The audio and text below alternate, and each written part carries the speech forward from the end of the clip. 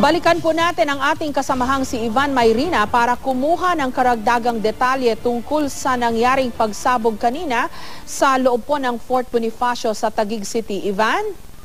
Yes, Jessica, sa mga sandaling ito nakikita natin ang Taguig Rescue may hinuhugot, ine-extricate mula dun sa nadaga ng Abençon's delivery van na isang katawan ng tao. May nagpakilalang Taguig City Hall, ayaw lang niya magpa-quote. Pero ang sabi niya, yun nga, patay yung tatlo. Yung driver daw ng Starex naman na tinamaan ng delivery van ay safe na. Buhay ito, hindi siya masyadong nasaktan at safe na. At ayon din sa kanya, hanggang ngayon daw ay wala pang confirmation na may nasaktan na unit owners dun sa mga apektadong nasabugang units ng Serendra.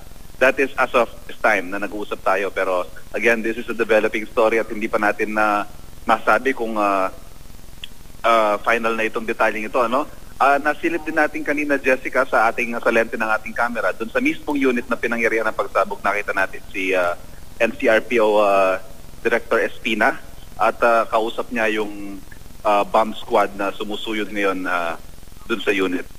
In a few minutes, hopefully, ay makausap natin siya at makakuha ng karagdagang detalye tungkol sa kanilang ginagawang investigasyon, Jessica. Okay, we're seeing live video ng mga may nagpa-flashlight dito sa isa sa mga unit na ito, Ivan. But we don't know whether itong unit na ito na nakikita nating warak, yung wall, ay dyan nang galing yung pagsabog.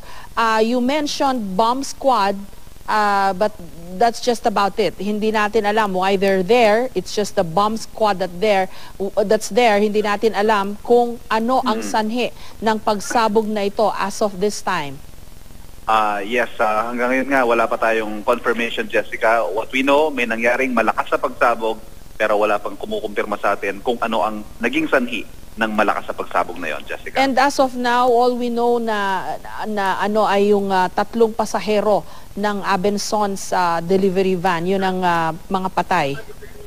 Yun pa rin, Jessica. Pero yun nga, kailangan nating i-filter yung mga nakukuha nating information dito dahil marami din tayong mga nakukuha even from yung mga Taguig Rescue na sinasabi nila. May nagsabi daw sa kanila na meron daw nasaktan na unit owner, pero yun nga, unless someone confirms it na mismong in charge dito sa investigasyon o sa rescue ay hindi pa natin makumpirma. Ivan, pero yun nga, Ivan, yeah. we're seeing from the live video, yung ceiling of the uppermost floor nitong building na ito ay warak din?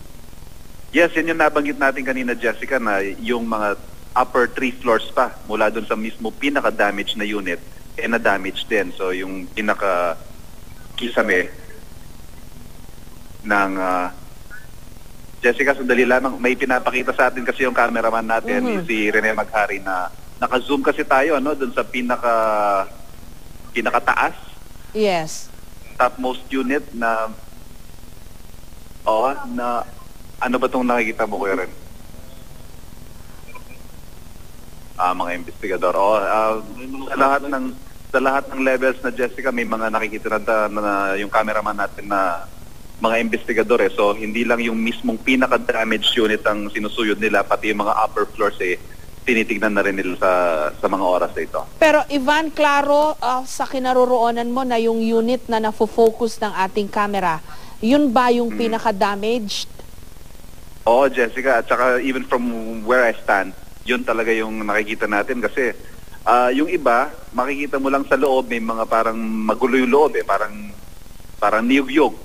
Magulo-magulo yung loob. Pero ito talagang nakikita natin na pinakamalaking damage. Yan, nakikita natin may mga nagpa-flashlight dyan.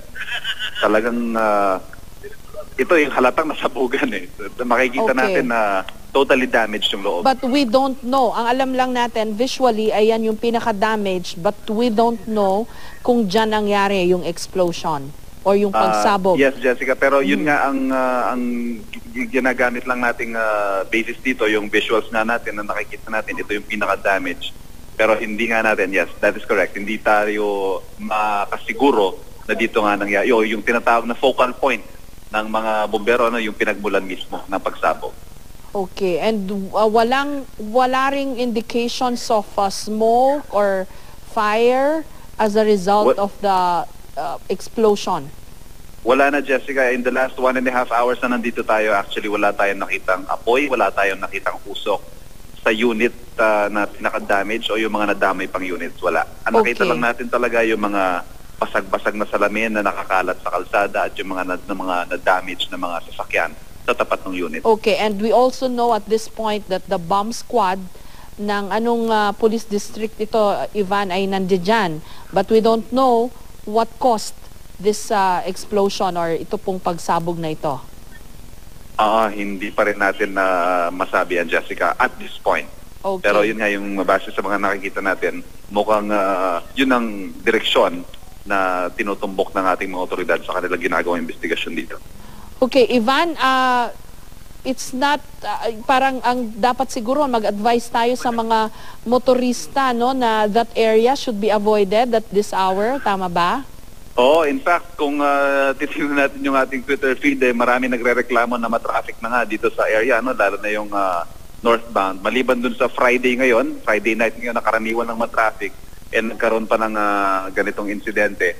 At may mga nakikita rin tayo ng mga pumupunta dito, nagtatanong-tanong sa mga otoridad, looking worried, ano? May mga kilala siguro sila na nakatira dito.